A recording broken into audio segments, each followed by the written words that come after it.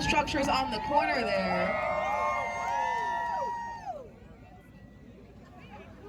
The Jewelers Tower with the temple structures on the corners there. That's another building from the 1920s, 1927. And I point them out because when German architect Mies van der Rohe came to Chicago, he saw buildings like this with a lot of ornamentation or design on the outside of them. On our right side, the sleek black at Marina City Towers. We're looking at 19 floors of parking and over 875 apartments. Those apartments surround an elevator core, meaning that they're shaped like a slice of pizza. Narrow at the entrance and wider as you get towards the balconies we see there. Now, I know you're thinking, Trejay, how do I park my car there? You don't. There are specially trained valet drivers who operate this garage. And maybe you're wondering if any car has ever fallen into this river. That's happened 3 times.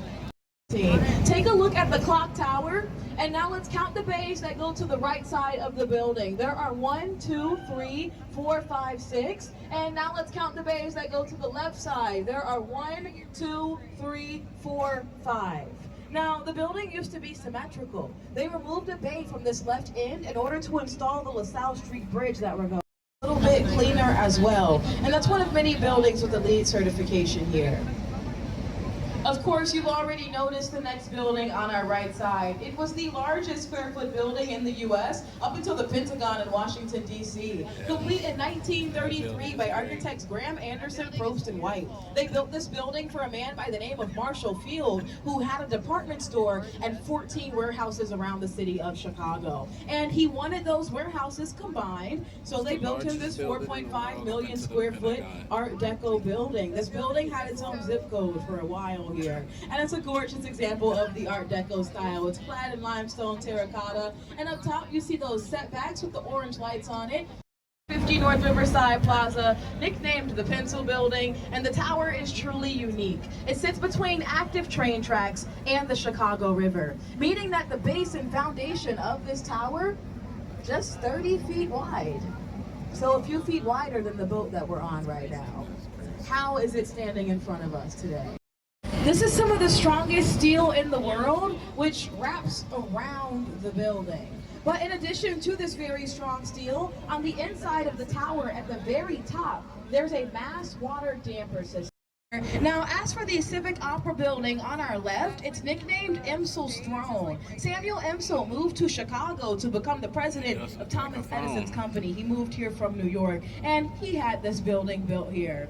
And 2 North Riverside Plaza, this is the first building to pay what's known as air rights. Both of these buildings are from the 1920s. Now, air rights, so all of the buildings at this point in the tour, the buildings here that these trains are seated under, this is Gateway 1, and Gateway 1 has a twin, Gateway 2. These 2 sleek black box buildings look a lot like Mies van der Rohe's last office building on the main branch. They're in Mies van der Rohe's style of architecture, the international style. And those office buildings seated above the trains are sound and shockproof, meaning that the folks in the offices are not bothered by the sounds of the trains or the Now, when I say that, you may be thinking Cal, which may be the most popular story of what may have happened here, which goes something like this. On the night of October 8th, 1871, Catherine O'Leary decided to milk her cow, Daisy. So she grabs a lantern, goes out to the barn and begins to milk Daisy, who then kicks over said lantern, starting the Great Chicago Fire of 1871. Very popular, but also completely made up. A journalist published that story to get the best story out about the fire so they could sell the most papers. So they made up that story about a very real family in Chicago, and Chicagoans believed it so much so that the O'Leary family actually fled this city. Now, a break from some history here. On our right side, this shorter building between this white building and the one beyond it with that curve, principal architects Dr. Fosler Kahn and Bruce Graham developed these X-bracings to hold the weight of the building on the exterior. This is the former Midwest Stock Exchange where stock traders used hand signals in order to... Look at this waterfall, but it's a fountain. This fountain, I forget what the name of it is, but it is to commemorate when they what did she say? When they redirected the river. So back in the 1920s, I think it is.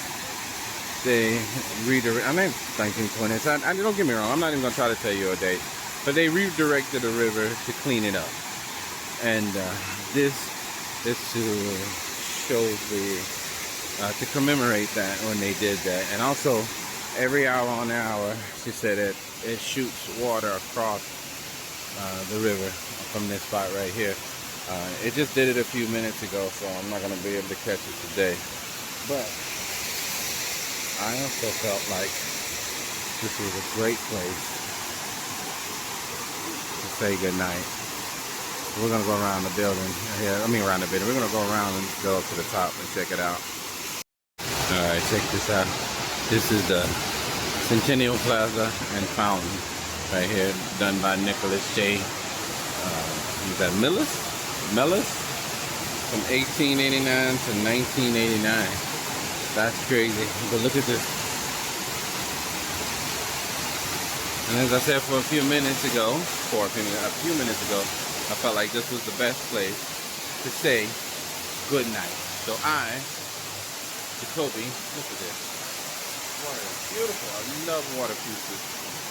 Anyway, I want to say good night. And thank you for joining me on another episode of Wait, Have You Seen This? I have been your host, Jacoby. I hope you can hear this because this water is really loud. But I love you guys, and there's absolutely, positively nothing you can do about it. Let's go home.